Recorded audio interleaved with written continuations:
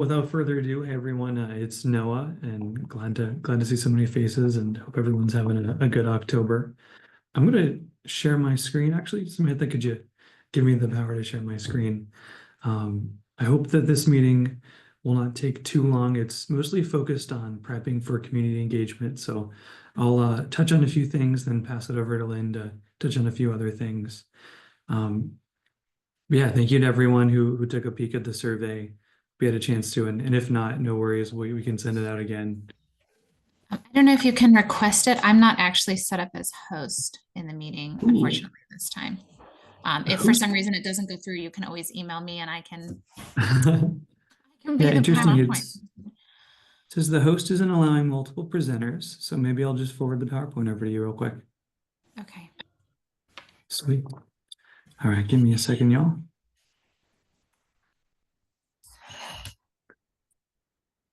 In the meantime, I can fill the time with talking about something else on the agenda. We do need to figure out who is going to be chair and vice chair, kind of thing, to help facilitate the group. It's great to have some basic structure. I'm typically kind of acting as clerk or secretary to help keep the notes together in the minutes and whatnot. But we do need to be thinking about that and try to have somebody approved for the next meet. I mean, it'd be great if we could do it at this meeting. If for some reason the group can't come to a decision, it'd just be good to do at least by the next one.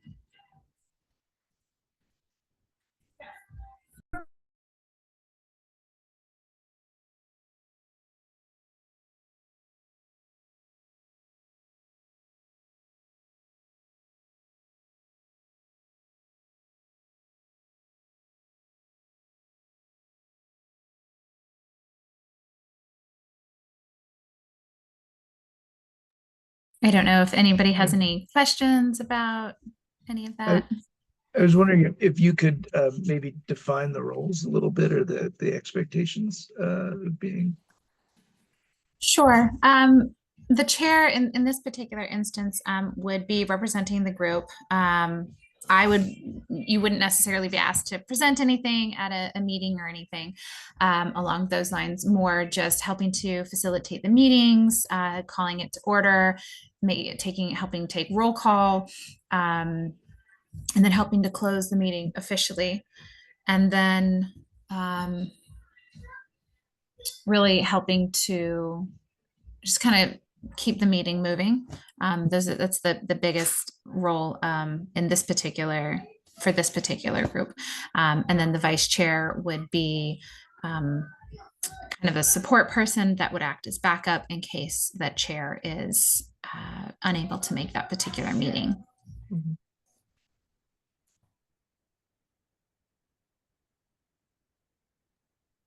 Does Bob have his hand up? Yeah, good evening. This is Bob Vincent, Wakefield Town Council. Yeah, we pretty much have a housing production plan steering committee because this has been the biggest thing that I pushed for in the 2.5 years I've been on the town council. So I'm just going to cut to the chase and say I will volunteer to be the chair. That said, I will be off the town council by the end of April. So if we do not anticipate that we're going to be done by the end of April, as far as presenting something to the town council, then we should perhaps think about somebody else being chair. But if our timeline is such that we think we'll be done by the middle part of April, then I'll be more than happy to serve as the chair.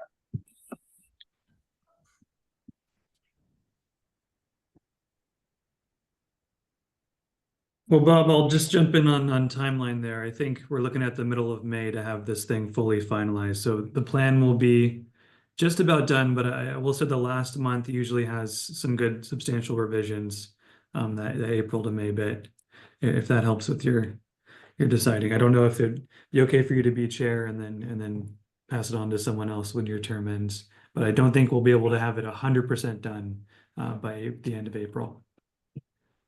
And I'll just add in that it's going to be really important that the liaisons to to the planning board and to the board of selectmen, that the person who is the chair of the committee is able to help with that, because the plan's gonna need approval from both of those. And that's probably not gonna, that's probably gonna be happening around that time. So it may make sense for you to go until you can't, and then maybe your vice chair takes over to get through the finish line, but I don't see an impediment to Well, having the you other do it. option, the other option is we can ask the town council just to appoint me as an at-large member near the end of my term, and then I can stay on the HPP beyond the end of my term. Okay. Even better. I don't think anybody else on the town council other than Doug Butler wants to serve on this advisory committee. Understand it's going to be a lot of work. So especially having to get on there at the 11th hour. So I'm pretty sure that the council will acquiesce and just appoint me as an at-large member until we can get the steering committee. And you are correct. It has to go to the planning board, it has to go to the town council, and then of course it has to be submitted to EOHLC. So if anybody else really wants to do it, I got a lot of stuff going on, but I'm more than happy to serve on this. This has been a big quest for me to make sure the town has a new housing production plan before or shortly after my term ends. Then I nominate Bob Vincent to be the chair of this committee. I definitely second. So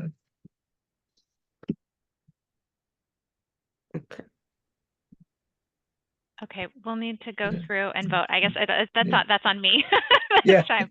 Hold on, I'm trying to take minutes and do all this at the same time. Okay, Mr. Joy, do you vote yay or nay? Yay. Okay, Mr. Knoll, yay. Miss Sievert.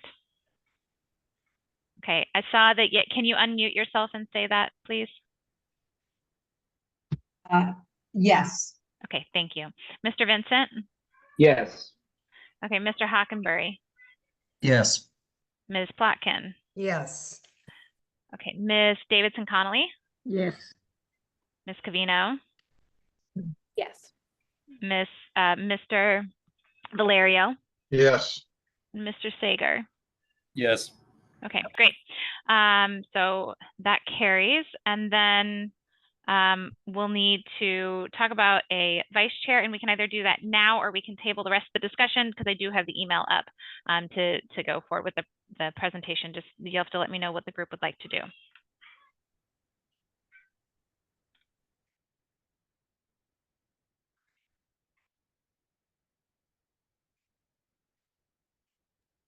Does anybody volunteer to be the vice chair, or do you want to discuss this after the presentation?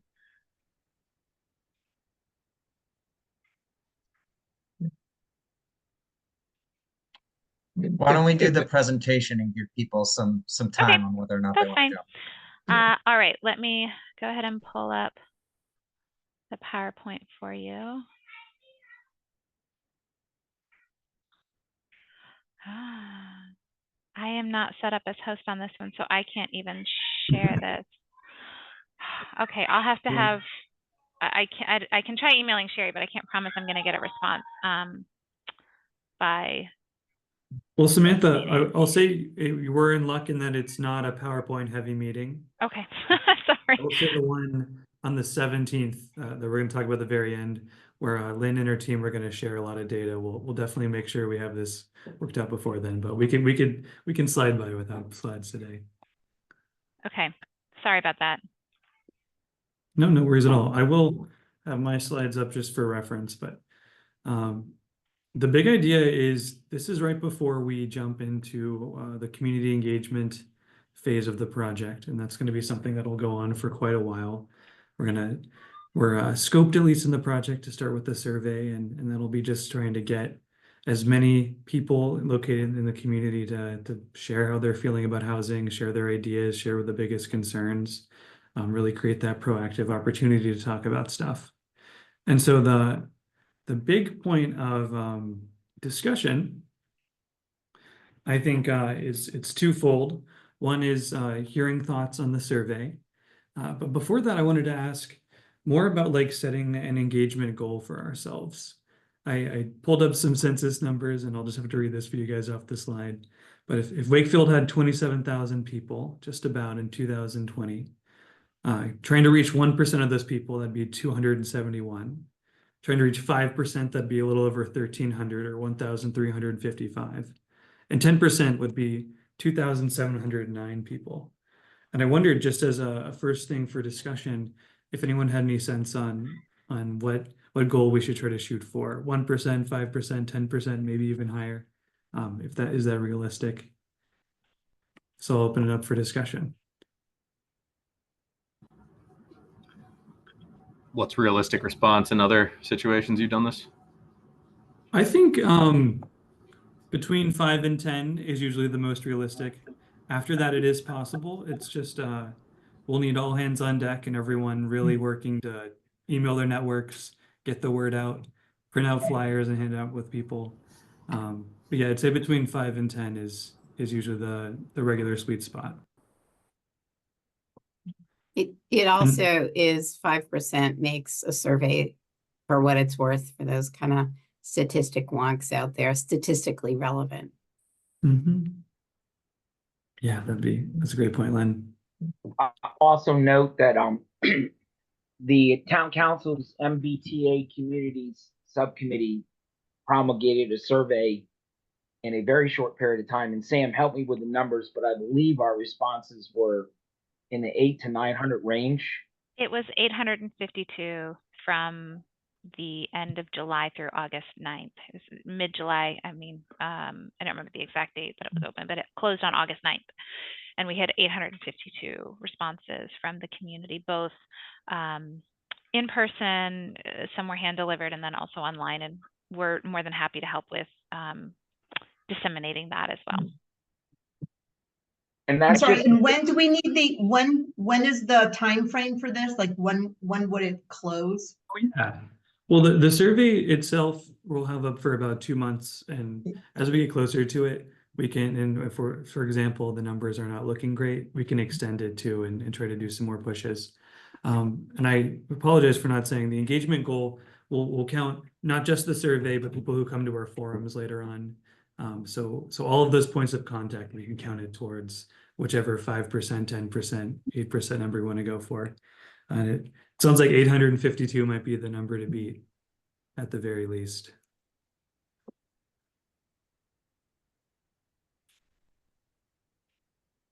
Yeah, I mean, we had similar levels of participation in various ways through the master planning process. And like Bob said, people are really engaged. So Cool. 2 months feels like a really long time Yeah. for the window to be open. Just because when you put out the survey, I imagine that the first couple of days there's a huge flood because people see it and the people who want to do it right away do that. And then nobody will do it for 6 weeks because we have a deadline that's 2 months out. And so then maybe it's a mad rush to get like people to respond in that last week. Is there a reason to do 2 months? Are we trying to get people to respond over time? And like, as we meet, we're getting a live update of what it looks like and like seeing if as information comes in, we need to change our course, or why the long window, I guess is my question.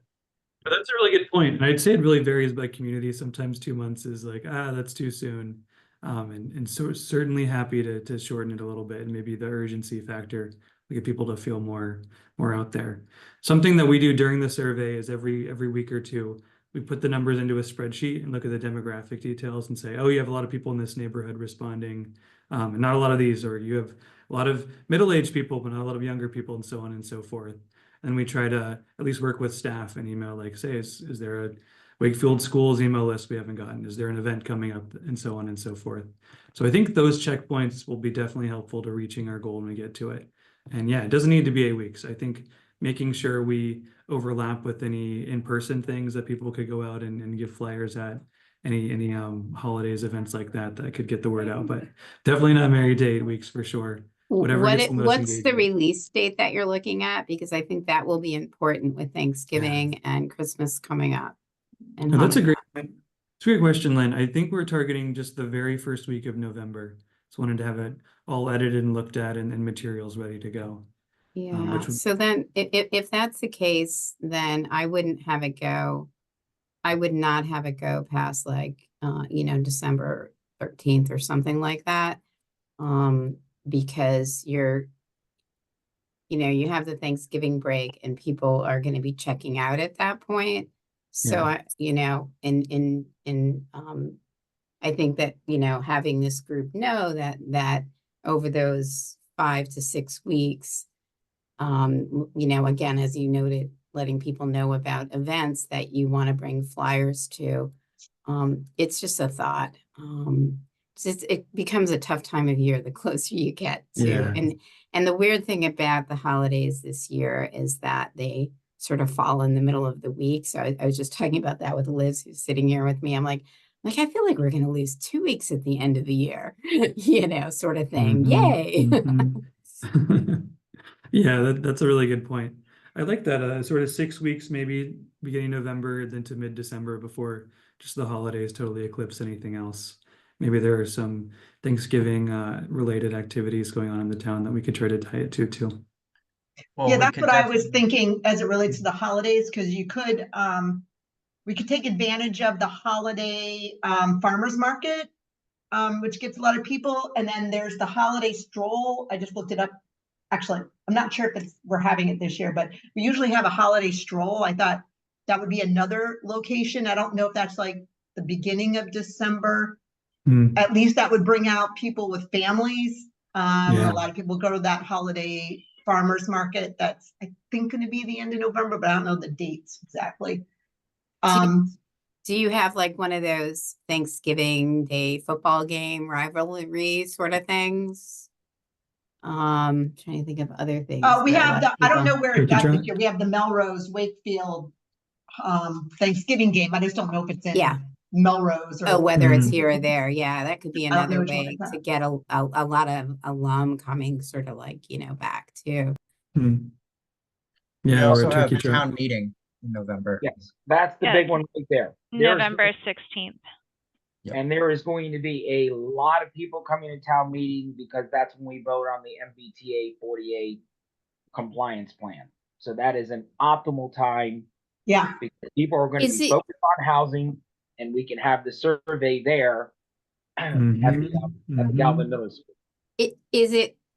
Noah, is the survey something someone can do on their phone, or would it be interesting to have somebody set up with a computer or a handheld, like an iPad for people to fill out? Because there still are people out there that aren't tech savvy. I've got a 91-year-old in my life, but I'm wondering if this is going to be such a big event, if having bodies on hand could be really helpful. You can also print out some hard copies. I don't mind helping to input them.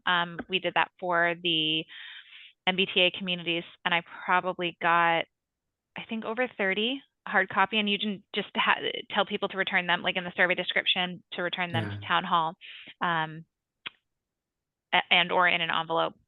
We gave them a variety of different places. I can talk to you about that a little bit more, about different places we could put them. But I do think that because of the age of the population, there's such a larger, older population in Wakefield, it would be incredibly beneficial to actually have hard copies, not just the option of some various digital components at town meeting. That's number one. Number two, just so you know, as a side note, I got the host thing working. So if you want to pop up your slides, you're more than welcome to do so. I will. Maybe I'll do it after after this discussion's over. If there are any other thoughts and surveys, I'm hearing a lot of good stuff about getting the word out and hard copies. I will say the platform the survey's on is very flexible. We can have it on an iPad, we can have it on a computer, and people can just sit down and input it, and it won't get confused if you refresh it and do someone else print out, put it on, do it on the phone, have those little QR code scanners too. Yeah, I think. I have a quick question about the survey. Are you utilizing SurveyMonkey? Yeah, we're using SurveyMonkey. So one thing we ran into last time that was a big question was whether or not it's limited to one response per IP address. It's something that we did with Yeah. MBTA communities, but we had a lot of complaints about it because we, well, I guess multiple Yeah. people in a house wanted to be able to respond and they couldn't. Yeah. I mean, technically you can just open up, I think, an incognito window and be able to continue to respond. As I heard from some other people Mhm. who found a way around it. But that may be something you want to keep in mind. Like, I don't know if you can set it up to gather IP addresses so that you can verify that somebody's not answering it 15 times. It's unlikely, Yeah. but that was just one thing that came up from our previous survey that we just did, a couple months ago. It's a good point. I'll do some research on that. So yeah, we don't want that to happen. We don't want people to not feel like they can participate. The very front of the form says that only one answer per device Hmm. at the very top. So if we did a town iPad, once the first person submitted, it wouldn't be able to do another one. There is some mode that I can turn on there where it will like refresh it. But if someone's at their house taking the survey, it would just be the one per device, which means if your spouse wants to take it, we could limit that. So I'll do some research, and at the very least, there's gonna have to be some text maybe in the instructions that are like, go to open another tab, use your phone, something like that. But hopefully we can make it a little more elegant than that. Noah, I just have a Yeah. question. When you were talking Yeah. about this going through one IP address and everything like that, Hmm. what are the demographics we're trying to reach? And the only reason I say that, I looked at the survey, and one of the Yeah. questions, question 5, specifically, when you're asking about the type of households that people live in. Well, in some cases you have now, when we're talking about the affordability or families being able to buy homes or move, I'm Yeah. sorry, go a little bit off tangent, but the question looks like it's to either somebody that's like a homeowner or somebody that's living in a home. So to reach a population like I have an adult that actually lives in this with me. So they may want a response, but come on the same, you know what I'm saying? So Yeah. when we expand that question, and I say that to the point of, if we're talking about affordability for families or other adults to be able to live in the community, there maybe should be something that incorporates, just my thought, that should incorporate something like that. Because it doesn't reach, and then if they're homeless or they're, not served or an underserved population, how are we going to reach them? Mm. Because they're not going to have the means to connect, with this. So, I know we're going to talk about avenues Yeah. to get there, but my question was on that particular, on that part of the survey, that to incorporate other members maybe that are living in the same household and actually may have to come off of the same device. So Mm. just saying. Yeah, that's a good point about the phrasing the household I wrote down. And then, yeah, for homeless individuals, we do get responses from time to time. And I think there is a question that says, like, what is your living situation? But reaching them is often the hardest part.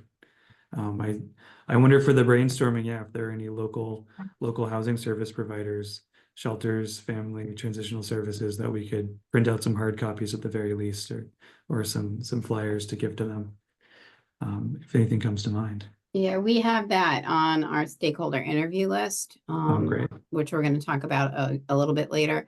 Now, I'm not sure if you're aware, but I don't know that we have the survey that you're talking about.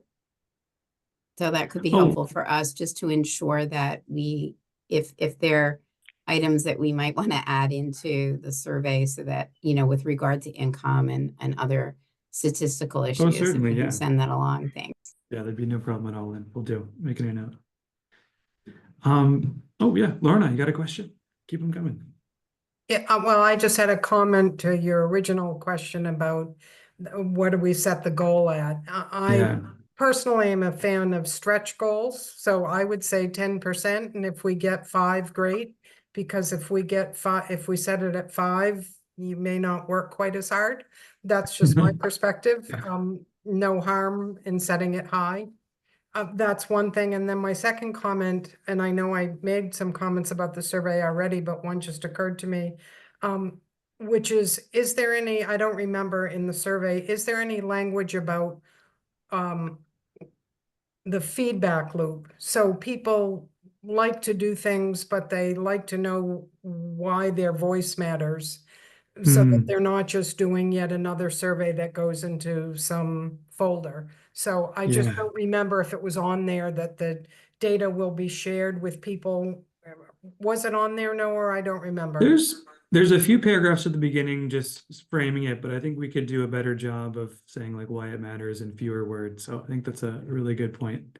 Writing that down, and we'll add that on there. Okay, I saw Lorna's hand and then Dawn after Lorna. Yeah, well, reading through the survey and everything, what struck me is that we need to do more outreach to the disability communities, because this was going to be, for many people with disabilities, this would be a very hard survey for them to do. So again, it may come to, I can't remember who had brought up the fact that two people living in the same house couldn't answer the survey, because that person with a disability may need to have that other person living in the house be able to make those comments for them. Just a thought. Yeah, I think it's a really good point. Yeah, Dawn. Should there be a qualifier question, making sure that the recipient lives in Wakefield? I believe we have that. Let me look at it real fast. It's usually do you live in Wakefield or not? But if not, absolutely. I think that's a good one so we can filter out people. Yeah, I will say it's good. Q1. Okay, Q1, perfect. It is always good to know there's people who may want to live in Wakefield, but for accessibility, for affordability reasons, might not have a chance to. So we'll catch them too, and hopefully they'll keep taking the survey, and we can figure out what are their concerns. And yeah, I totally agree, Don. One more quick question. There's 3 places in Wakefield where I know there's databases that I don't know if we can use them or not, but the light department has every address in town. The school department must have addresses and emails for every parent. And what the heck was the third one? The light department. I'll let you know when I think of it. But those 2 anyway. Can we utilize them? Are we not able to? We're not allowed to? Oh, I'm sorry. The other one was the senior housing. So they have a mailing address for everybody. I don't know how many members are for Council on Aging, but there's a lot of, quite a bit I heard. Can we use them? Can we not use them? Yeah, I don't see why there wouldn't be a huge reason not to. I think it's more depending on who knows somebody over there we could reach out to and ask, hey, could you slip this into your next newsletter you send out? Because we'd love to have the school folks and the seniors as well. Okay, I'll take it on. That'd be awesome. Thanks, Don. Okay, I saw Sam first and then Karen. Yeah, as long as we're talking about things within the survey itself now. My one tidbit was in question 9. I feel like the phrase deed restricted needs a little parentheses about what that means. I was able to figure it out, but like that, I was going through and I was like, oh, that word, like it tripped me up. I was like, I feel like that there's something specific about it. It felt the most jargony without an IE. This is what that means. So just a quick clarification somewhere in there on that one in particular. We can go, Noah and I have been like ships passing in the night here, and we can definitely go in and put some definitions in there if they're not already in there about what income restricted means or deed restricted means or affordable means. I also, again, am wondering if at the end of it, are you asking people if they want to, share their their email or phone number or address so that they can be contacted about it, down the road. We typically have those at the end of our surveys. We also have sort of a catch-all question. Is there something we haven't asked you about that that you want to comment on? And that way you can be coming out of doing the surveys with a list of contacts that you can then say, here's a summary of the survey results. so that if you say at the beginning, we're gonna, let you know what's going on, or there's gonna be a public meeting, please come, sort of thing.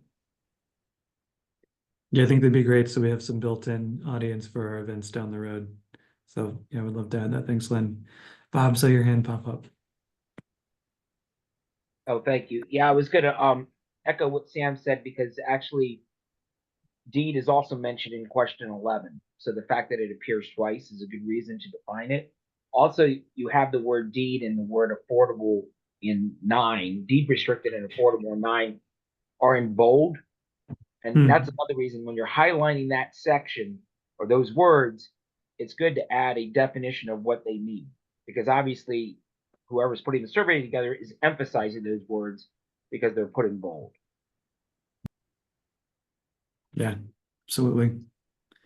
And I believe it was Carol who had sent me some really good input earlier today, and it was just make sure everything's at a lower reading level, and just so it's simple, so when people are taking their 5 minutes to go through it, it doesn't trip them up not knowing what deed restricted or affordable or what have you mean. So that's a general note that'll be going into the survey revision, and we'll make extra care to clarify there.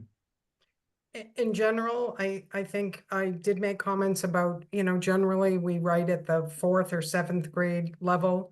And it was there were some terms like cost burdened, which really is just too expensive. Because I might not be cost burdened because I bought my house 30 years ago and I have no mortgage, but my house might still be too expensive and I can't move. So I think the simpler we can do it, the better. And in general, if you have to give a definition, it's always a great idea if you can think of another word to describe something and stay away from the jargon if you can. Because think about somebody who's unhoused or maybe at a 7th grade reading level. That's a complex process to read a definition, apply it to a question. I think the very people we want to hear from, we could potentially lose if the survey is too jargony, I guess, for a lack of a better word, since that's a terrible word. My apologies. No, I think that's a good point, and appreciate you guys helping keep us grounded. Planners were in the jargon world all the time, so really, really helpful, and appreciate the reminder. Theo, I saw your hand go up. Yeah, I wonder, to Carol's point, should we be trying to rephrase 8 to make it more situational? I mean, to maybe make it more illustrative, like, right up above, you've got the to what condition, to what extent do you agree with these statements? So you do ask, like, right, I guess that's all housing quality kinds of stuff. I don't know. That's it. I mean, I think the point stands still to just make it connect a little better, and that we'll definitely work on it. All right, Gail, you're next up. I missed the first meeting, so you guys might have touched on this, and I apologize. I was out of town. But what is the point? I guess I need the big picture on this. And just hear me out for, like, housing, and this is housing everywhere, but let's talk about housing in Wakefield and what's been going on just right now. Right? Is our people want affordable housing, but yet we've already allowed 440 units to go at the head of the lake, of which a very small percentage, I think it's 18%, but still out of 400 units, is going to be allocated as affordable. So, and what other property, what other pieces of land, this is where I don't know, like, what other pieces of land in order to do affordable housing are we going to be willing to give up? I can say in this survey, hey, yeah, it's really expensive to live anymore, especially in Massachusetts. Forget about Wakefield, just in Massachusetts in general. But I'm okay with, and think about the uproar that happened with the vote. oh, but I'm okay with you guys deforesting all of Breakheart in order to put affordable housing on. Or I'm not willing to do that. Or I'm okay with yeah, we should have ADUs, but I don't want my neighbor to have an ADU because they've just taken down every single tree in their yard and they put an ADU up, but that was okay. So there's a lot of nuances about housing. How much land do we have? What are we willing to give up for it? You know, we have, I'm just going to throw the Herd School out there because I know it exists, right? Yeah, people want something to happen to that, but not really, because I really don't want a lot of people there, but I want you to do something with it, but I really don't, but yes, I do, but I don't. You know, it could be affordable, but I don't want those people. I want the other people. I want the school teachers. Yeah, we can put school teachers in there, but I don't want those other people in there. And I see this all the time because I go to zoning meetings with my development guy in my company. So I see this. So, I mean, I look at this, I've looked at this, I took it, and I'm just like, yeah, I mean, anybody who doesn't have a home, this is getting back to Carol's point. Yeah, I don't have to worry about, I can't move from my house because I can't afford to live in Massachusetts any longer if I sell my house. So I'm one of those people like Carol, where I bought it 30 years ago.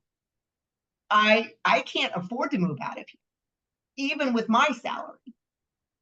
So now you're talking about, you know, people trying to come in here with, did you see how much things are going for? I mean, housing here, if you just look in the paper, the little blotter thing that happens, it's 500, 700.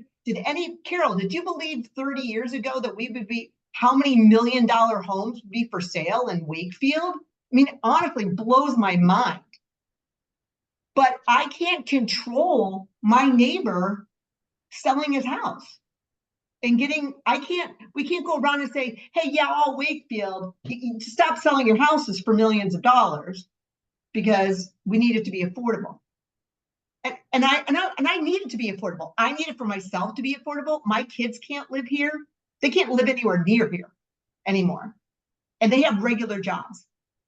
So the survey, it's not bad necessarily, but what are we trying to get from the people?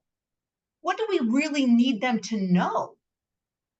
As I said, are we okay with butchering up, you know, Breakheart? I'm just going to throw it out there because I said the vote was such a huge issue to put affordable housing in. And then how do we go out and make sure it's not a bunch of market rate people pushing for it that work for huge companies that need to make a profit? Let's just, you know, that are putting 440 units at the head of the lake. And then you have that go up, and then you have, are you okay with that affordability? But it's going to cause a nightmare traffic in that section of the world. I mean, there's already tons of accidents on North Ave. So now we're going to do all this because you said you wanted affordable housing. So I think I got into the Wakefield Housing Trust because I believe in affordable housing. But one of the things I'm not able to understand in a global perspective is truly what are we trying to do, and can it even be done? Is there enough property? We were talking about the overlay. Is there enough property that we can do the overlay in those sections, or are we doing it at the detriment of deforestation or tearing down buildings? I don't know, because that's what your job is to tell us that. But this is my confusion about all of this. I don't quite get it. And I just wanted to understand, like, what are we really trying to get out of people? Sorry. Yeah, no. I appreciate it. I think what we're really trying to do is give people a proactive way to talk about this like huge issue that affects all of us and feel like they got to have input in the process instead of just saying like, oh, these 40Bs are coming down. I had no say over it. The real like practical part of the HPP is this is a way that you can have some say over it down the line. You might not get to say no, but it is something like they will take into account. I think like proactive being the name of the game is doing hopefully a lot of great conversation with people and saying, how do we want to grow and deal with our little part of this huge global problem we're dealing with. But yeah, I'd say as someone who does this in a lot of different communities, it is a pretty daunting challenge and can be frustrating. I think we have a lot of opportunities at the local level to work on it. And it's not just supply, not just building stuff, but we'll talk about like the subsidy and stability frameworks of it as well. So like also how do you keep people in their homes and repairs and making sure that there's opportunities for existing residents. So I think all of that goes under the HPP umbrella. So there's a lot of I think productive ways to work on this, but it is frustrating and daunting. And I think that yeah, sometimes people feel like they've been surveyed to death. But I still want to give them that opportunity to have that input if they feel like it and feel heard and feel like their ideas and experience matters, and that gets put into the plan and hopefully is the plan reflects something that everyone came together and decided on. That's just my thought off the cuff. Yeah, I was going to add to that. So this is basically an opportunity. There are many different aspects to the housing production plan. And there are going to be many different touch points with the public along the way to try and get input as to what is most important.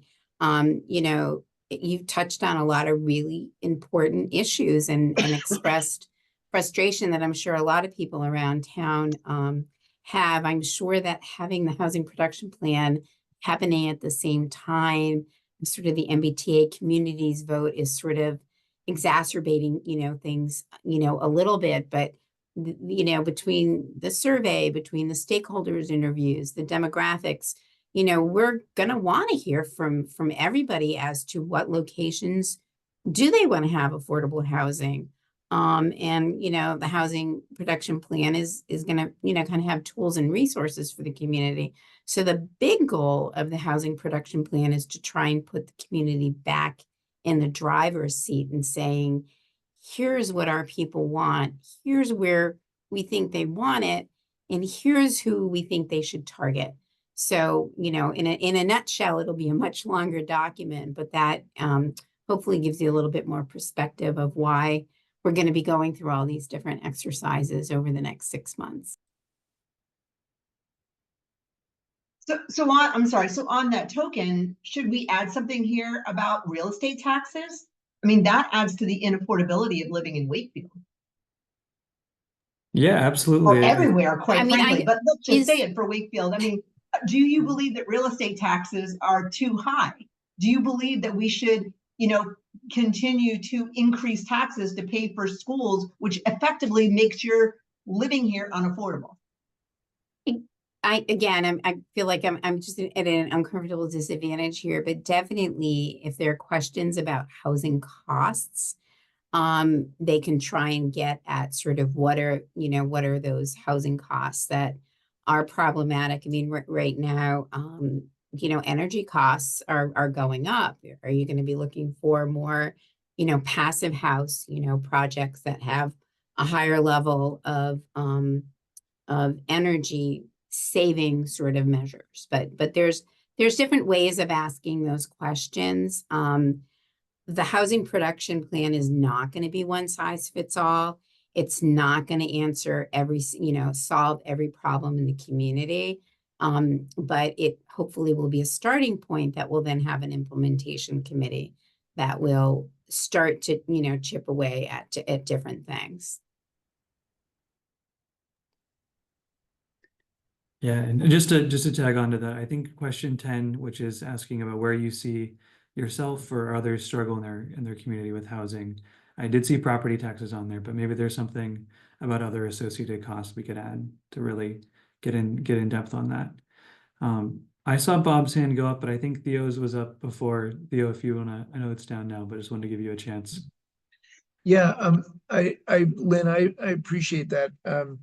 The comment that there's gonna be other engagement that might get to some of Gail's more very site specific, like what should go where kinds of questions. And maybe it's good to just get to know that that's also part of the plan, because right, the survey can only be 7 minutes long.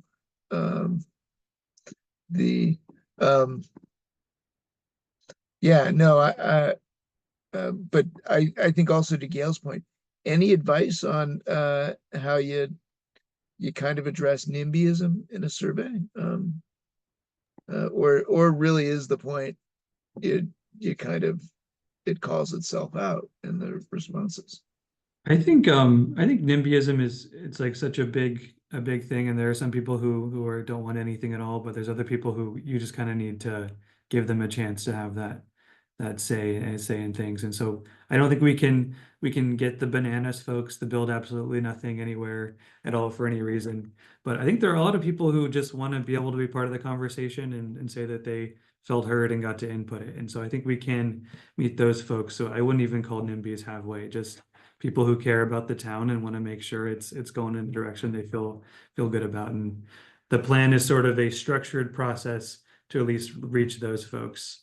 And yeah, maybe there's another question in the survey, or it's in this plan in particular, we are scoped to have 2 forums. So like I forgive me, I can't remember if one of them might be virtual, one of them might be in person, but like hey, here's all the ideas we heard and came up with as a committee and from the survey.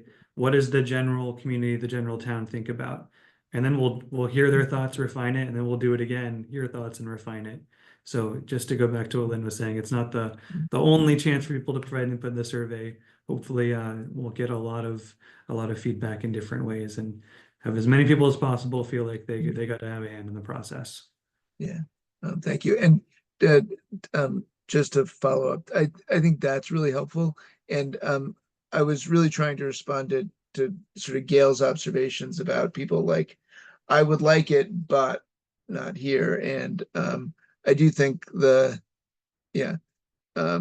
big picture, it's really good to hear everybody's voices, just so that you can kind of make the trade-offs and make the proactive decisions. So I don't want to be not, I don't want to be excluding anyone from the survey. Oh, no, not at all. I think just maybe this is the optimistic way to look at it, is there's ideas that we don't have and we don't know, and hopefully we'll get some of those from the survey itself, from people who will not show up at the meetings, and that's their one chance. So I think at the very least, it's just one of a few different tools to try to get as much engagement as possible, try to get to that 10%. All right, Bob, I'll hand it over to you. Thank you, Noah. One of the questions that we put in the MBTA 48 communities survey was actually the last question. It's, what are your largest concerns about adding additional multi-family buildings in the area? And it had traffic, parking, lack of open space, noise, taxes, burden on schools, infrastructure, things of that nature. It was something that Sam worked with the subcommittee in putting together. And I think we got very good responses on that too, Sam, as far as people really breaking down which one of these were their heightened concerns. We might want to consider putting something like that into the survey. Sam could give you a copy of it. Well, and to piggyback off that, Bob, part of this project is also creating an engagement toolkit, which I think is going to involve how do we talk about that stuff, these very valid concerns about traffic and lighting and water quality, and talk to people in constructive, productive ways about it. So we're not putting that together this month, but it is something that we are going to have and is going to be part of the plan to continue the conversation, because people are always going to be concerned about change. And so big parts of it are valid. Some of it is just some fear, but I think that's why that was part of the HPP. Samantha can speak to it, the engagement toolkit part of it.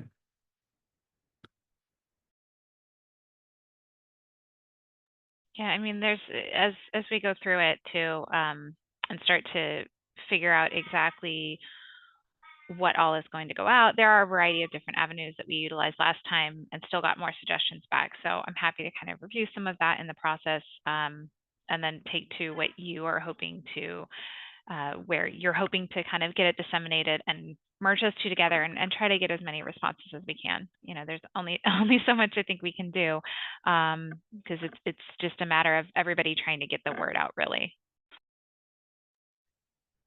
Yeah, well, Sam, I have a question.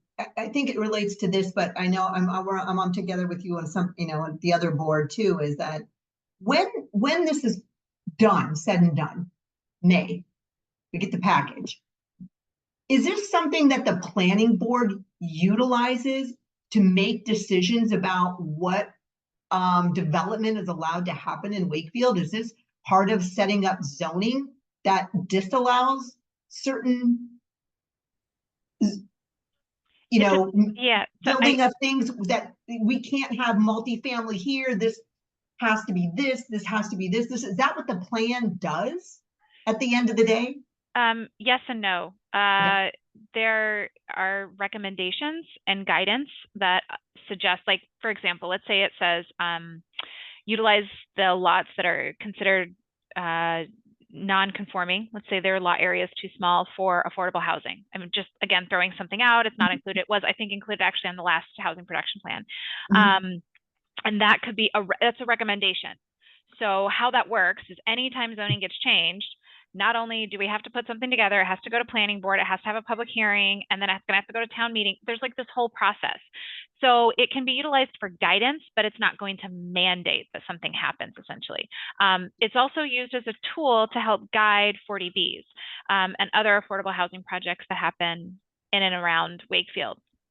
There's the potential for it to get certified if we're meeting the percentage there's two different types, either 0.5% or 1%, and then gives us either a 1 or a 2 year kind of ability to push back a lot more. Gets us certified through the state. So there's a lot of different things. I don't know if you got some of the emails where I kind of reviewed the previous housing production plan and some of the parameters. That may be helpful to go through the summary. If you didn't get it, I'll send it out to you. No, I did it, read it, saw what it was doing. I just didn't know at the end of the day, as I said, is it that I go, once again, I don't really do a lot of this stuff, but I decided to go to the planning board meeting and I have my little, the document and say, hey, but we said we were going to do this. What are you doing? Why did you decide to allow that to be built? We just said here, we went and spent X number of thousands of dollars on this, and it says we really shouldn't be doing that, but you're doing it anyway. So what was the point of this? Yeah, so planning board, maybe no one knows because he's done this in other towns. I just don't know how it works. So the way our planning board is set up is they're only going to be making decisions on whether or not a property is going to be subdivided. They're not necessarily going to be reviewing. They are part of the review typically for developments, but not as involved. I think what you're thinking of is more of the ZBA review, where they get into buffers and setbacks and all of that kind of stuff, where there's a little bit more kind of drilling down on the specific parameters. But whoever is doing the review would be taking into consideration what's coming out of the housing production plan. And there's also staff, me at this moment, planning department has the ability that we get a request for comment, whether or not we can respond or not respond. But if it's something that's related to housing, typically, like if there's an affordable housing project that comes through, just kind of throwing out an example, and we could respond to ZBA saying, yes, we support this, as long as it's meeting, other criteria, because it's in keeping with the housing production plan and it's moving towards our goal of hitting that 10%, blah, blah, blah, kind of something along those lines. So any plan, the master plan would help with that, the housing production plan, any sort of plan, that's kind of the goal of it, is to help guide development. And the way that we do that is through comment or showing up at a public hearing if needed, to really help, again, not just guide it, but really help the citizens who are should be engaged in the planning process, to be involved in their community and really help to guide what they want to see. Similar with the MBTA communities, we had a lot of public engagement. We had forums, we had public meetings, we had surveys, we had emails. I spent 45 minutes the other day on the phone with somebody explaining it to them. The goal is to try to get that involvement so that what's coming out of it is something that is reflecting what they're saying, what the public is saying or hoping for, preferring, versus somebody just throwing something together and not having it not actually reflecting Wakefield. Does that make sense? Yeah, got understood. That help to answer? Okay. Yeah, helpful. Yes, thank you.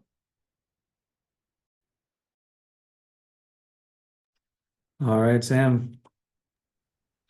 I think the other benefit to a plan like this is that it also provides an opportunity for private actors to be able to see what we're interested in.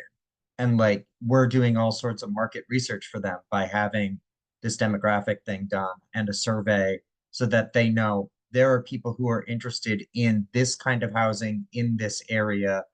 And so maybe they'll be able to buy it. We're talking about certain percentage of affordable or whatever, like they're getting a sense of market data so that they can look at it.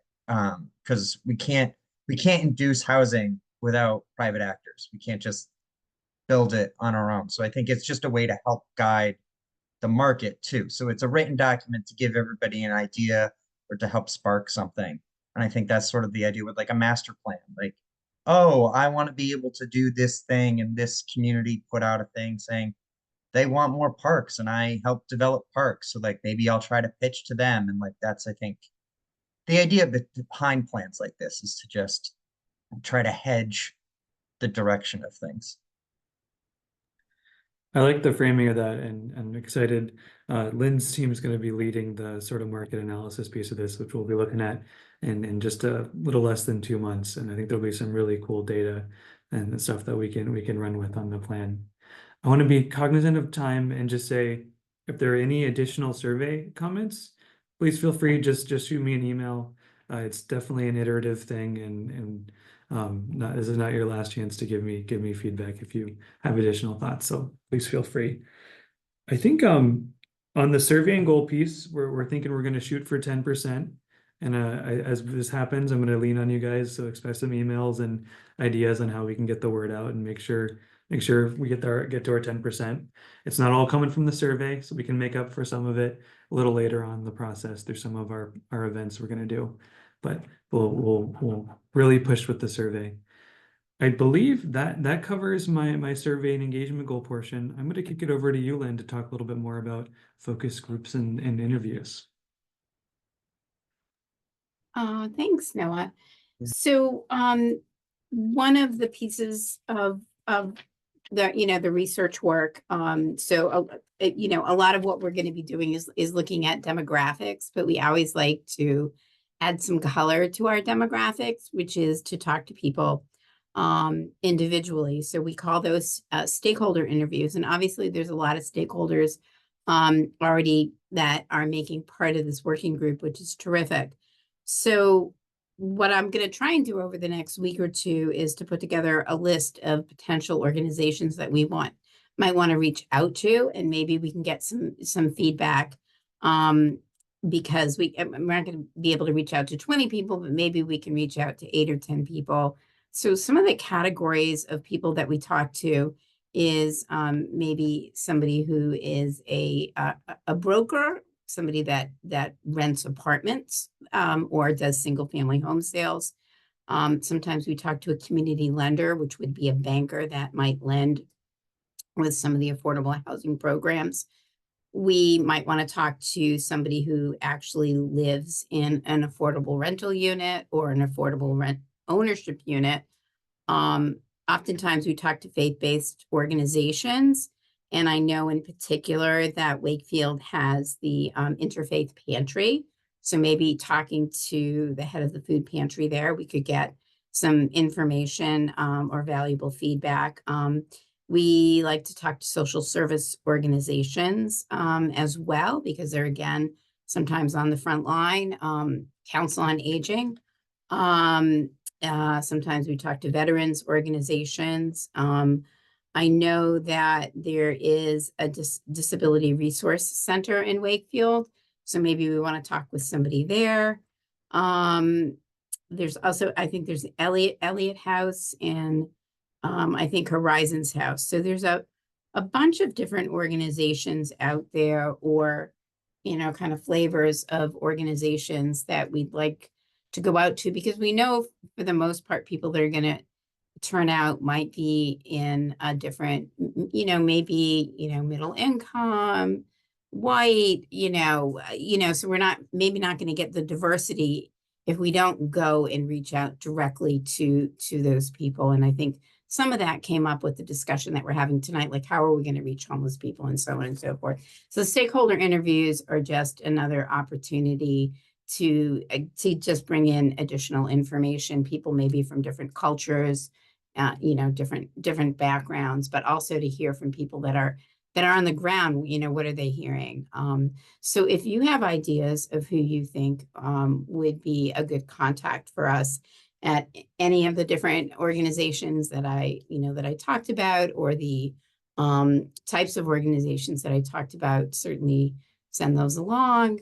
We'd be happy to consider them. We'll come up with, you know, we have kind of a standard list of questions, trying to understand what their background is, who they interact with, and that will be part of the overall report.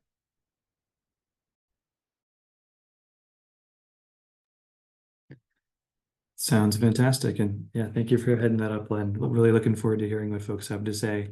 And I think that that's something we'll also try to get from the survey with the catch-all question of what's at the heart of the matter for housing for you. So we can really hear from as many people as possible. That's getting us close to the end of our agenda, though I do have one housekeeping item. Wanted to throw forth a potential date for our next meeting. And then after that, thinking about setting up a recurring, you know, say like every certain Tuesday. So be on the lookout for that email. It's not set in stone, but just for our next meeting, we're thinking about Tuesday, December 17th at 7 p.m. I wanted to maybe use the raise hand function in here. If you know that that date would not work for you, please do raise your hand. I'll just repeat it because I know I said it fast. Tuesday, December 17th at 7 p.m. All right, it looks like it doesn't work for Alex. Anyone else that knows that would be a definite conflict? Okay, well, unfortunately, Alex, I'm thinking we might have to Just go chiming in with it. here is, I'm seeing on my calendar, it could be in the wrong month, but that the No, you're probably 17th right. is a Sunday. That is my bad. That's totally my bad. Oh, I have a Tuesday for December Yeah, 17th. it's Tuesday. Oh, What December. year are you December. in? Sorry, I'm on November. Well, that's a good point though. Why so out to December? I mean, didn't you Yeah. say we wanted to have this we wanted to have this thing go out November 1st? So do we, I'm sorry, I think I'm Yeah. missing the boat on this one. And Oh, how sure. do you coordinate getting any of us to help with disseminating do you call us separately? How does that work? Yeah, and just to clarify, we're talking about our next meeting, and that'll be all about doing the data market analysis piece, or showing that Lynn and her team are going to be working on. It was really just a scheduling conflict. We need to have enough time to finish up that work and have something to share with you guys. In the meantime, there will definitely be some follow-up emails, especially as we get the survey finished, so you guys can have one more look at it. And then weekly or bi-weekly, like, hey guys, we need some help with pushing this out to your network. But it's really some time for us to put our heads down and do the data analysis piece, and then have something to show you. And that was the best time we found so far. Okay, so but the rest of it, getting all the other stuff is happening strictly through email. Yes, happening strictly through email. And once again, Sam, that doesn't, when we do those group emails, that doesn't do the thing where you're with the open meeting law thing. That's confusing me. So Yeah, so the group actually, that's one thing I was gonna, when we get to voting on vice chair, it's something I can bring up.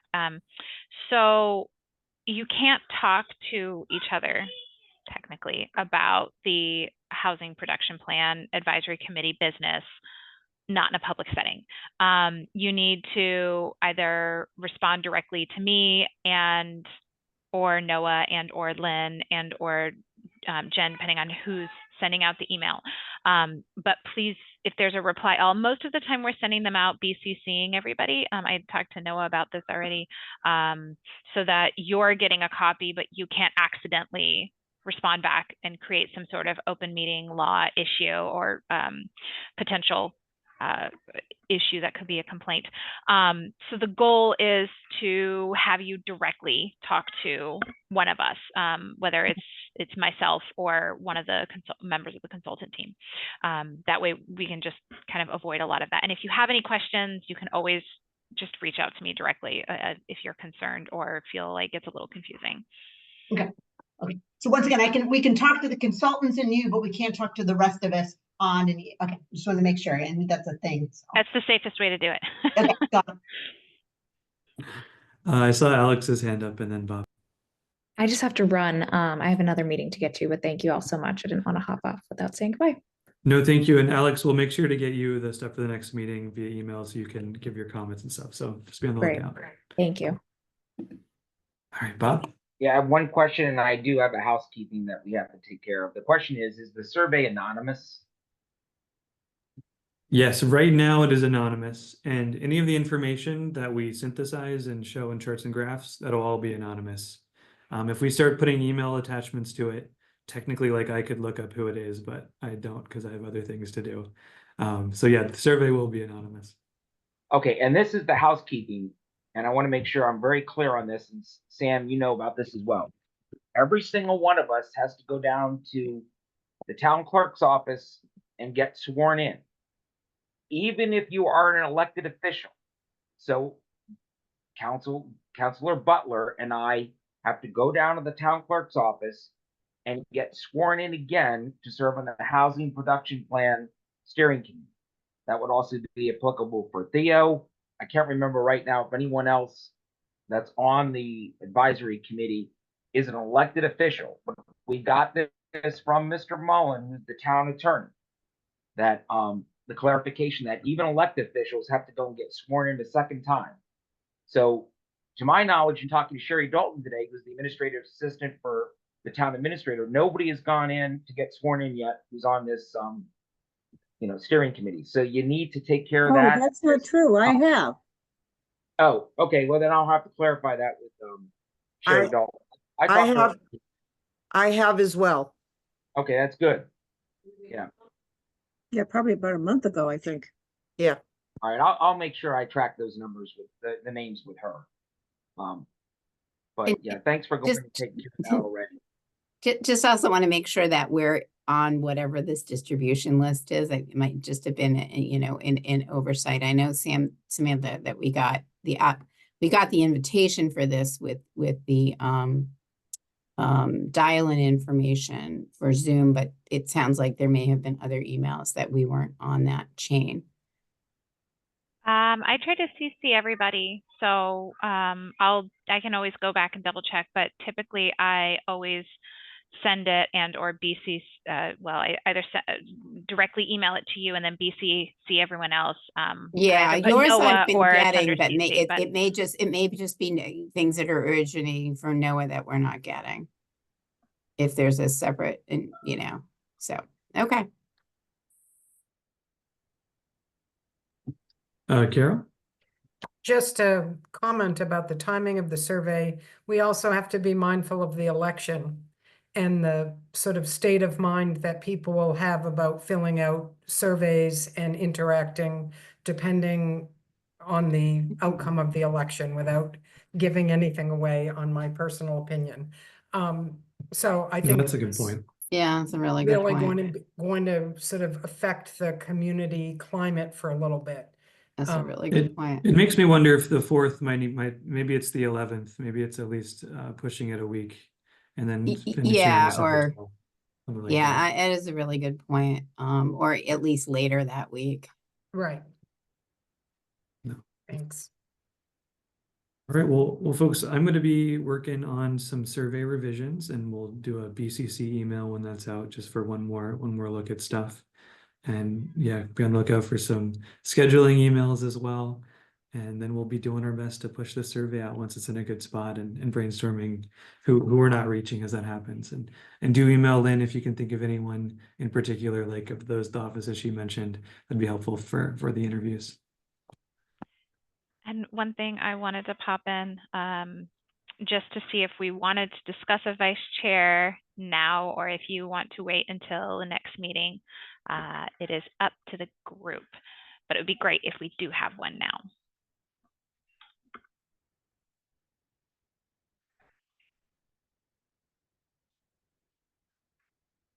Gail, you're muted.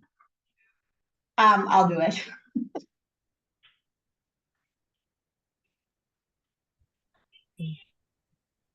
That's wonderful. So I'd like to make a motion to nominate Gail to be vice chair. I will second.